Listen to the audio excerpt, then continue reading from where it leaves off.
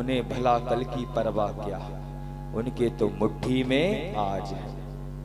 जो हर पल यही समझ के जीते हैं कि बस जीवन आज का ही है, तो वह कभी गाफिल नहीं होते, वह कभी अभिमानी नहीं होते। क्योंकि आपने देखा होगा, जिसकी मृत्यु निकट होती है, पता चल जाए कि आज जिसको फांसी होने वाली है, कुछ घंटे बाद फांसी किसी व्यक्ति को होने वाली है, आप अगर उससे पूछेंगे कि तुम्हारी इच्छा क्या है, तो सारी इच्छाएं विलुप्त हो जाती है। कोई इच्छा नहीं रहती, न प्यास लगती है, न भूख लगती, कुछ नहीं लगता। क्योंकि पता है 2-4 घंटे में ही जाने वाले हैं, आज ही चले जाएंगे। तो जो व्यक्ति यह सोच के जीता है कि आज का दिन है, कल नहीं होगा, अंतिम हर पल को अंतिम पल समझ के जीता है, वह व्यक्ति कभी अभिमानी नहीं हो सकता। उसके जीवन में कभी अभिमान नहीं आएगा।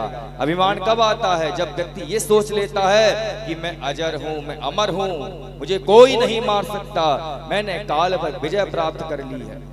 जितने भी राक्षस हुए, सबका एक ही था कि मैं अमर हूं, मैं अमर हूं। ब्रह्मा जी की तपस्या कर ली कि मैं अमर हो जाऊं, कंस मैं अमर हो जाऊं, लेकिन न कंस अमर हो पाया, न हिरण्यकश्यप अमर हो पाया। जिसका जन्म हुआ है वह तो जाएगा संसार से, आया है सो जाएगा, राजा रंग फकीर। और कोई सिंहासन चढ़ चढ़ा और कोई बंधारे जंजीर, कोई कर्म बंधन में बंधा रहता है। बड़े भाग्य मानुष तन पावा और सुर दुर्लभ सद ग्रंथे गावा। सदग्रंथ बार बार कह रहे हैं कि मानव देह बड़ी मुश्किल से मिलता है, लेकिन फिर भी हम पूरा समय किस लिए? धन कमाने में ही निकाल देते हैं। 12-12 घंटा, 15-15 घंटा, 16-16 घंटा किस लिए मेहनत कर रहे हैं? केवल धन मिल जाए। बात अगर धर्म की जाए तो किसी के पास समय नहीं मिल पाता। बहुत कम ऐसे मिलेंगे जो परमात्मा के लिए समय देते। गुरु जी समय ही नहीं है। 24 घंटे में से 4 घंटे तो छोड़ो, यहां पर 3 घंटे देने के लिए भी समय नहीं निकाल पा रहे। जीवन में 4 ही पुरुषार्थ हैं: धर्म, अर्थ, काम और मोक्ष। जीवन किस प्रकार जीना चाहिए? जीवन के 4 ही रास्ते हैं। पहला रास्ता कौन सा है? जीवन का पहला रास्ता जीने के लिए धर्म है। धर्म के रास्ते को छोड़ो ही मत, क्योंकि धर्म के रास्ते पे चलोगे, धर्ममय जीवन व्यतीत करोगे, तब परमात्मा सदैव आपके साथ रहेगा। चाहे महाभारत का युद्ध ही जीवन में क्यों ना हो जाए, चाहे रामायण जैसा ही प्रसंग क्यों ना आ जाए, कैसा भी जीवन में काल आ जाए, लेकिन अगर धर्म पर चलोगे तो निश्चित विजय आपकी होगी। यत्र धर्म तथा कृष्ण, जहां पर धर्म होगा वहीं पर कृष्ण का वास होगा। प्रभु श्री राम तो अकेले ही लड़ने पहुंचे थे। कौन थे? राम लखन। सामने विपक्ष में कौन था? पूरी लंका का स्वामी लंकेश सामने था। सामने लंकेश है, पूरी सेना है, दिग्गज योद्धा है, लेकिन विजय किसकी प्राप्त हुई? सब जानते हैं, रावण की विजय नहीं हुई, उस अभिमानी की विजय नहीं हुई जिसने कामांध होकर भगवती जगत जननी का हरण किया। सबने समझाया, किसी की नहीं मानी, क्योंकि खुद को ही सर्वश्रेष्ठ समझता रहा। खुद को श्रेष्ठ समझो, लेकिन सर्वश्रेष्ठ नहीं। सर्वश्रेष्ठ तो गोविंद ही हैं, सर्वश्रेष्ठ तो परमात्मा ही हैं। जो खुद को ही महान मानता है वह अभिमानी ही होता है। हाँ, महान है हम, लेकिन हम ही महान नहीं, सब महान है। हमसे भी महान है जो खुद को ही सबको समझता रहे, खुद की ही सुने, किसी की भी ना सुने। वह व्यक्ति एक दिन निश्चित ही विफलता को, विनाश को प्राप्त होता है।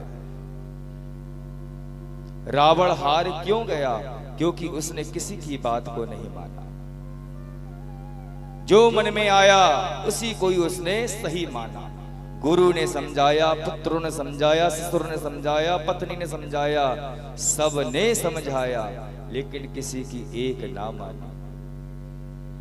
लेकिन प्रभु श्री राम के पक्ष में कोई कुछ कहता है तो कभी किसी को छोटा नहीं समझते। छोटा भी अच्छी राय दे सकता है। ऐसा नहीं कि छोटा व्यक्ति कोई होगा अथवा गरीब होगा वह सही राय नहीं दे सकता। जो किसी को छोटा नहीं समझता, सबको सम्मान देता है, उसको हराना नामुमकिन है और उसके अंदर कभी अभिमान हो ही नहीं सकता।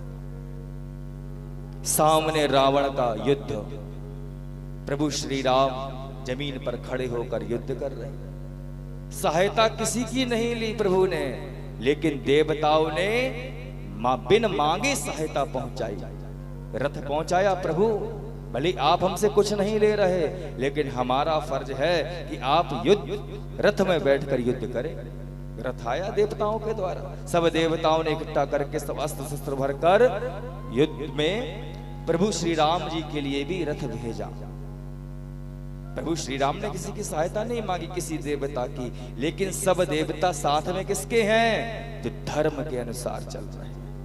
रावण के साथ तो कोई नहीं है, भले सब देवताओं को बंदी बना लिया हो अपने यहाँ पर, लेकिन सब देवता सहायता किसकी कर रहे हैं? सीधी सी बात, जो धर्म के मार्ग पर है, जो सत्य के मार्ग पर है, जो मर्यादा पुरुषोत्तम है, सब देवता उनकी मदद करते हैं। फिर भले ही हम मदद मांगे अथवा नहीं मांगे, देवताओं की कृपा हमारे साथ में रहती ही है।